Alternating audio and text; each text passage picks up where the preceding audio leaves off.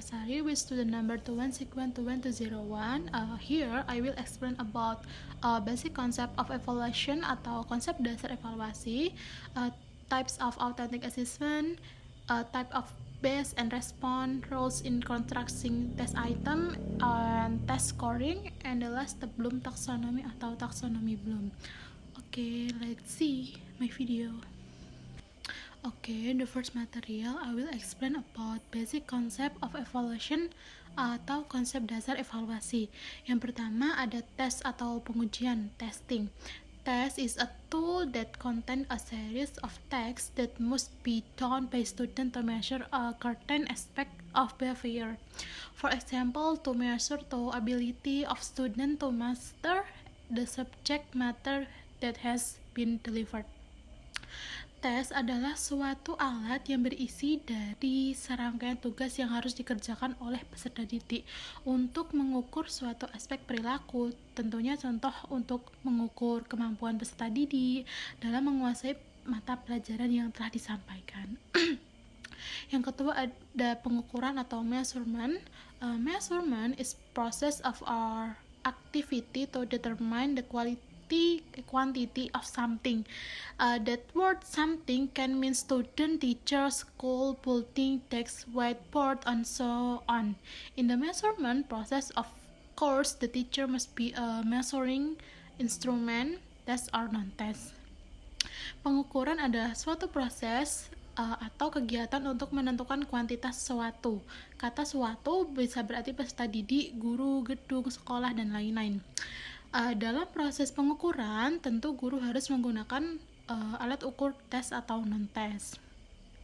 Yang ketiga ada penilaian atau assessment. Assessment is a process or activity that is systematic, continue to collect information about process and learning outcome student in order to make decision based on certain criteria and consideration. Penilaian adalah suatu proses atau kegiatan yang sistematik berkesinambungan untuk mengumpulkan informasi tentang proses, hasil belajar peserta didik dalam membuat keputusan berdasarkan kriteria dan pertimbangan tertentu. Yang terakhir ada evaluation. Evaluation is a systematic to continue process to determine and the quality, value, and meaning or something based on certain considered and criteria the framework of decision making. Evaluasi adalah suatu proses di mana sistematik atau dan berkelanjutan untuk menentukan kualitas, nilai, dan arti dari suatu berdasarkan pertimbangan dan kriteria tertentu dalam rangka pembuatan keputusan. Oke, materi yang kedua adalah type of authentic assessment. Yang pertama ada perform assessment. There are several different ways to record perform-based assessment results. The first, checklist list, anecdotal narrative atau narrative record, and rating scale, memory approach. To observe and to perform, a student can use tool of instruments such as attitude assessment, behavior observation, direct question, and personal question. Jadi ada beberapa cara yang berbeda untuk mencatat hasil penelitian berbasis kinerja. Yang pertama adalah daftar periksa. Yang kedua adalah catatan anekdot atau naratif. Yang ketiga adalah skala peringkat. Yang keempat adalah pendekatan memori. Untuk mengamati kinerja siswa dapat menggunakan alat atau instrumen seperti penilaian sikap, observasi perilaku, pertanyaan langsung, dan pertanyaan pribadi. Kemudian yang kedua adalah project assessment. Project assessment is a assessment activity of assessment that must be completed by student according to certain period or time. While working on learning projects, students get the opportunity to apply their attitude and skill knowledge. Penilaian proyek merupakan kegiatan penilaian terhadap tugas-tugas yang harus diselesaikan oleh siswa menurut untuk jangka pendek dan atau jangka waktu tertentu. Selama mengerjakan proyek pembelajaran, siswa mendapatkan kesempatan untuk menerapkan sikap, keterampilan, dan pengetahuannya. Yang ketiga ada portfolio assessment. Portfolio assessment is a assessment of collection of artifacts that show progress and are valued as the work to of real world. A portfolio assessment can depart from the work of individual student or produced in group, requires a student reaction and in evaluate based on several dimensions. Penilaian portofolio merupakan penilaian terhadap kumpulan artefak yang menunjukkan kemajuan dan dinilai sebagai karya dunia nyata. Penilaian portofolio dapat berangkat dari hasil karya siswa secara individual dan dihasilkan secara berkelompok, memerlukan refleksi siswa dan dievaluasi berdasarkan beberapa dimensi. Kemudian yang keempat yaitu ada written assessment. Written test in the form of description of essay requires student to be able to remember, understand, organize, apply and analysis syntaxes, evaluatives, and so on the material have learned. The written test in the form of description is a comprehensive as possible so that it's able to describe and role attitude, skill, and knowledge of students. Tes tertulis berbentuk uraian atau uraian menuntut siswa untuk mampu mengingat dan memahami, mengorganisasikan, menerapkan, menganalisis, mensintaksis, mengevaluasi, dan sebagainya terhadap materi yang telah dipelajari.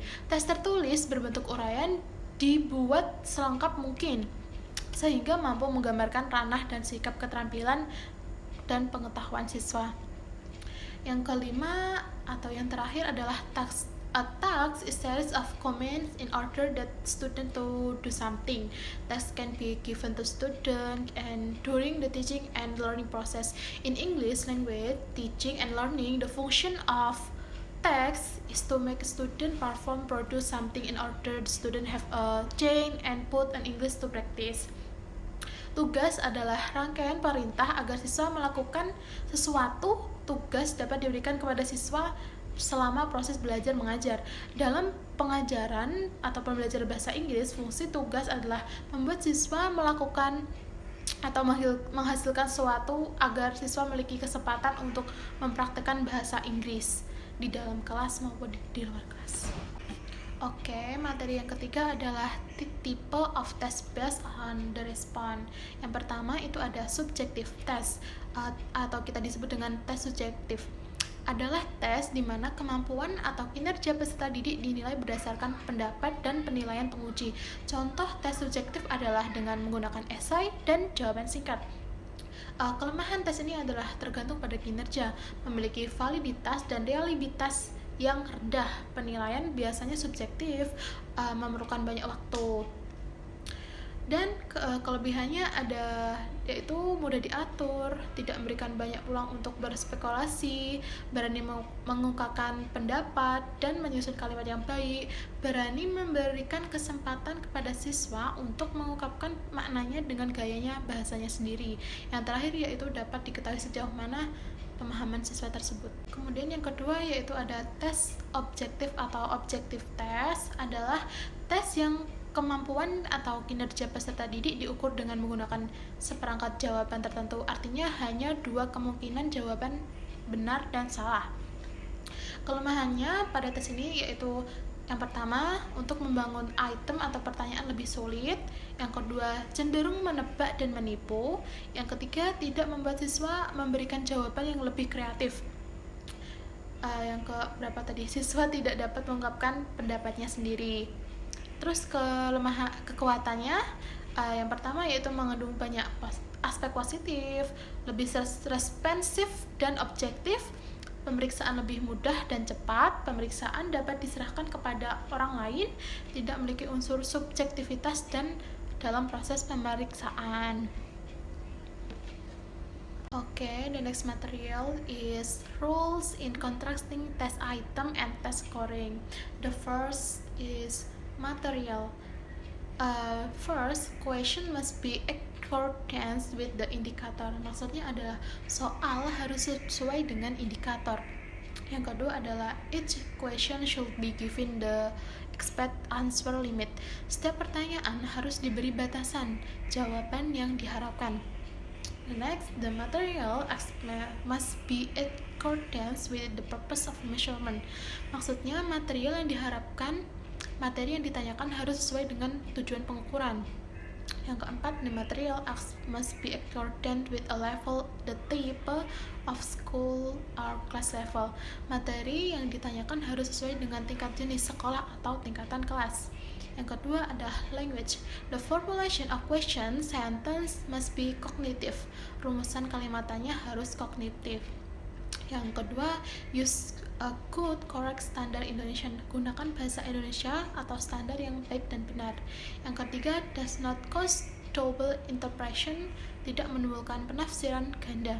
Yang terakhir ada do not local atau tabu language. Tidak menggunakan bahasa daerah atau bahasa yang tabu. Bloom taksonomi atau taksonomi Bloom. Taksonomi adalah sistem klasifikasi yang berasal dari bahasa Yunani dan mengandung dua arti, yaitu taksi yang artinya pengaturan dan namos yang artinya pengetahuan. Benjamin S. Bloom adalah seorang psikologi pendidikan Amerika. Taksonomi Bloom dikembangkan pada tahun 1956 oleh Benjamin S. Bloom bersama rekannya Kurt Wolff.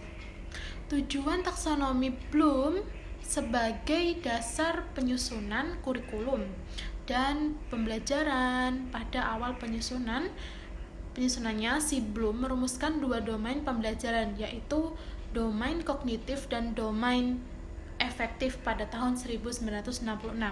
Simpson merumuskan satu domain untuk melengkapi taksonomi yang digagas oleh Bloom, yaitu domain psikomotorik.